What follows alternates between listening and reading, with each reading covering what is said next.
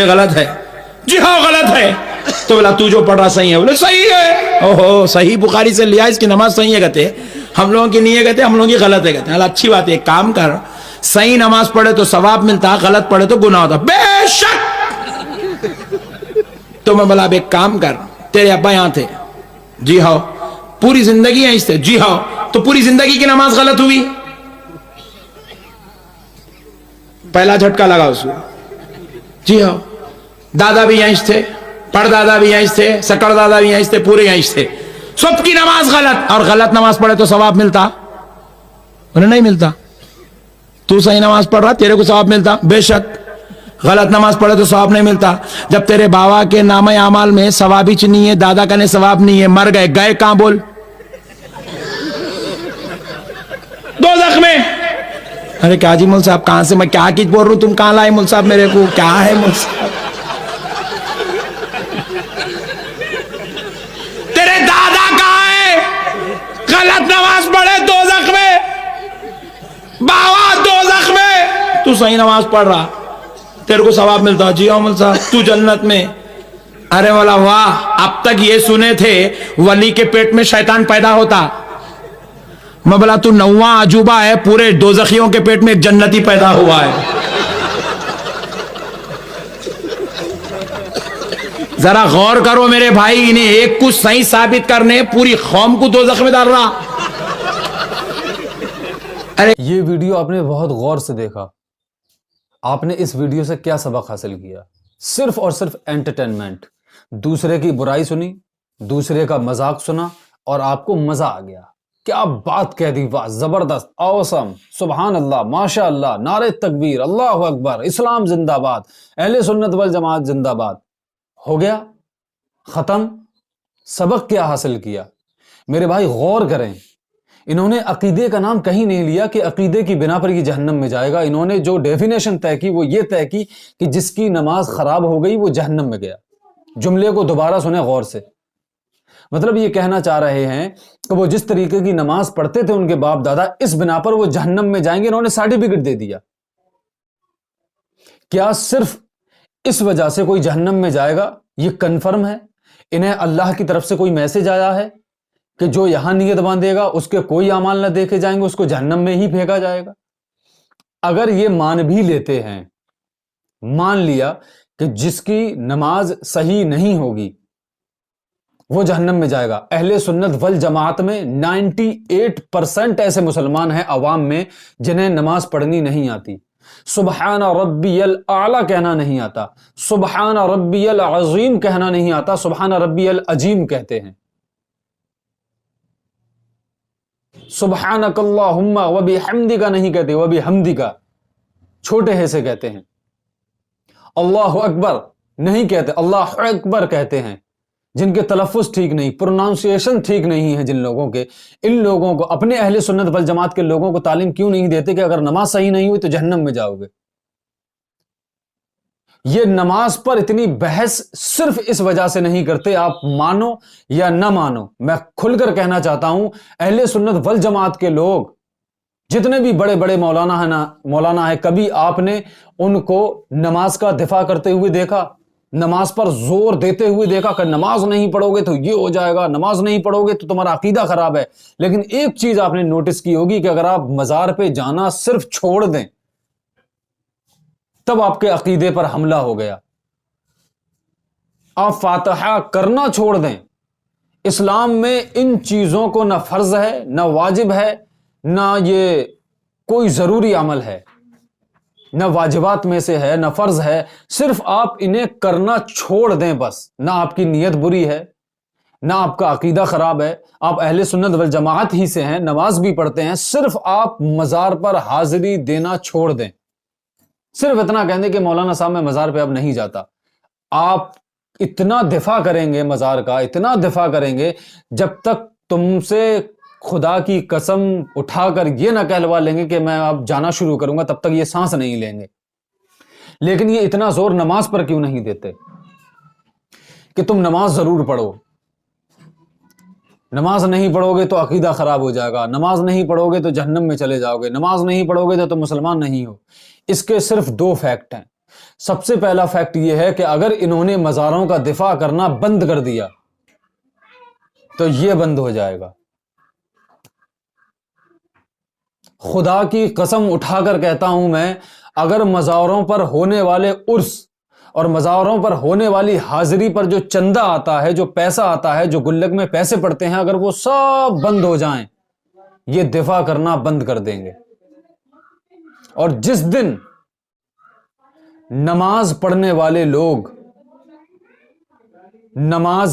والے لوگ مسجد میں جاتے ہیں، وہ جس دن امام صاحب کو ہر نماز میں مصافے میں 10 روپے 20 روپے دینا شروع کر دیں گے تو یہ نماز کا دفاع شروع کر دیں گے. انہیں نہ نماز سے مطلب ہے، انہیں نہ مزار سے مطلب ہے، انہیں صرف پیسے سے مطلب ہے. یہ بات علماء کرام بھی خود جانتے ہیں، اور میں یہ بات ایسے ہی دعوے سے نہیں کہہ رہا. میں نے وہاں رہ کر 8 سال تک اسٹڈی کی ہے، مجھے سب معلوم ہے.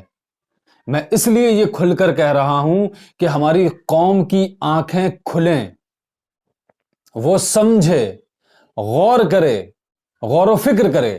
ایک دن عرس اگر آپ نہیں جائیں گے تو آپ کے ایمان پر حملہ ہے، اور آپ 1 سال تک نماز پڑھنے نہیں جائیں گے، مولوی صاحب آپ سے یہ نہیں کہیں گے کہ تمہارا عقیدہ خراب ہو گیا، تمہارے ایمان کو خطرہ ہے. جبکہ ہم نے تو روایتوں میں یہ تک پڑھا ہے کہ جس نے جان بوجھ کر ایک وقت کی نماز چھوڑ دی، اسے 70,000 برس جہنم کی آگ میں جلنا پڑے گا. مجھے ایک روایت، ایک آیت، ایک کسی بزرگ کا قول پوری اسلامک ہسٹری میں دکھا دو جس میں یہ لکھا ہو کہ آپ نے اگر 1 سال تک مزار کی حاضری نہیں کی یا ایک دن آپ مزار پر نہیں گئے تو آپ کو اتنا گناہ ملے گا، آپ کے ایمان پر خطرہ ہے، آپ کے عقیدے کو ٹٹولا جائے، ریسرچ کی جائے، غور و فکر کی جائے، آپ کے ایمان میں کوئی کمی ہے، آپ کو جہنم میں جلنا پڑے گا.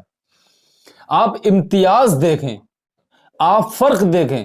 ایک طرف ایک کام کو چھوڑنے پر پیغام آ رہے ہیں کہ اگر اس کام کو چھوڑ دیا تو تباہی اور بربادی ہے، اور ایک کام ایسا ہے جس کو چھوڑنے پر کہیں کسی بھی طریقے کی نہ کوئی آیت ہے، نہ کہیں کوئی روایت موجود ہے، نہ کسی بزرگ کا سختی کے ساتھ قول ہے. اعلیٰ حضرت بریلی کے امام، ان کے آپ فتاوی پڑھیں، فتاوی رضویہ میں انہوں نے خود لکھا ہے کہ مزار سے چند قدم کی دوری پر کھڑے ہو کر فاتحہ لگانی چاہیے، دعا کرنی چاہیے. مزار کے بالکل اندر جانے سے انہوں نے منع کیا ہے، لیکن آج آپ دیکھیں انہی کے ماننے والوں نے انہی کے مزار پر انہی کے قول کے خلاف عمل شروع کروا دیا. اور یہ کب سے ہو رہا ہے؟ کہے گا کوئی اس لیے نہیں کہ اس پر کفر کا فتویٰ لگ جائے گا. اور آپ بھی ان چیزوں کے عادی ہو چکے ہیں، آپ کو ساری حقیقت معلوم ہے، لیکن کوئی کہے گا تو آپ اس کو کہیں گے یہ دلال ہے، آپ اسی کی برائی کرنے لگیں گے، آپ اسی کو برا کہنے لگیں گے. نہیں، اسے نہیں پتا ہے، تمہیں نہیں پتا ہے، مزار پہ ضرور جانا چاہیے، نماز سے کوئی فرق نہیں پڑتا، نماز نہیں پڑھیں گے تو جنت مل سکتی ہے، مزار پہ نہیں جائیں گے تو جنت نہیں ملے گی. آپ کو نہیں پتا، ارے اسلام میں ایسا نہیں ہے، آپ غلط بول رہے ہو، آپ فوراً اس پر حملہ کرنے لگتے ہیں. بھائی غور و فکر کریں، سوچیں سمجھیں. مزاروں کا منکر نہیں ہوں، مزاروں پر جانے سے نہیں روک رہا، لیکن مزار پہ جانا نہ فرض ہے نہ واجب ہے، کچھ نہیں ہے. نماز مسجد میں جانا فرض ہے، اور فرض کو چھوڑ کر کوئی بھی عبادت کسی کی بھی قبول نہیں کی جائے گی. اور جو لوگ یہ کہتے ہیں کہ اللہ بہت بڑا رحیم ہے، کریم ہے، گناہ کر لو اللہ کے نبی صلی اللہ تعالی علیہ وسلم بخشوا دیں گے، درود بخشوا دے گا، بالکل صحیح بات ہے. لیکن میرے بھائی غور و فکر کیوں نہیں کرتے؟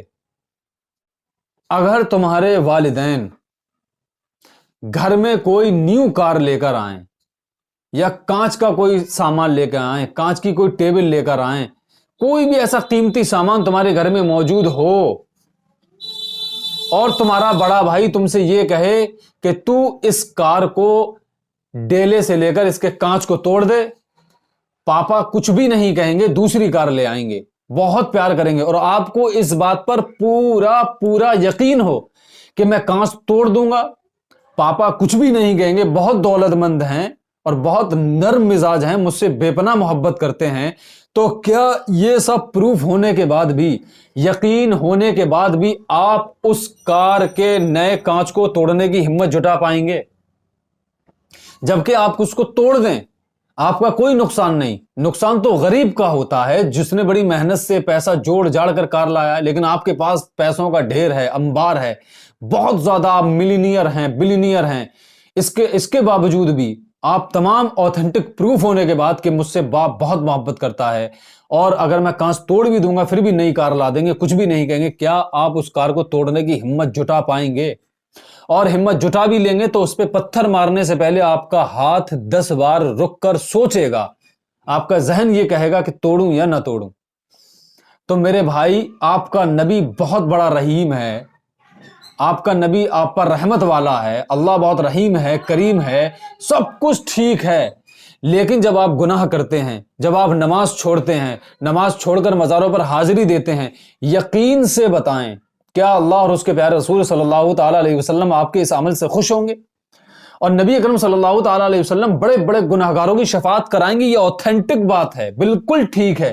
لیکن آپ بتائیں کہ جب آپ کار کا کانچ توڑنے سے 100 بار پہلے سوچتے ہیں, تو جن کاموں کے لیے نبی اکرم اور ان کے پیارے اللہ رب العزت نے جن کاموں سے کرنے سے منع کیا ہے, جن کاموں کو کرنے سے روکا ہے, آپ کرتے وقت کیوں نہیں سوچتے؟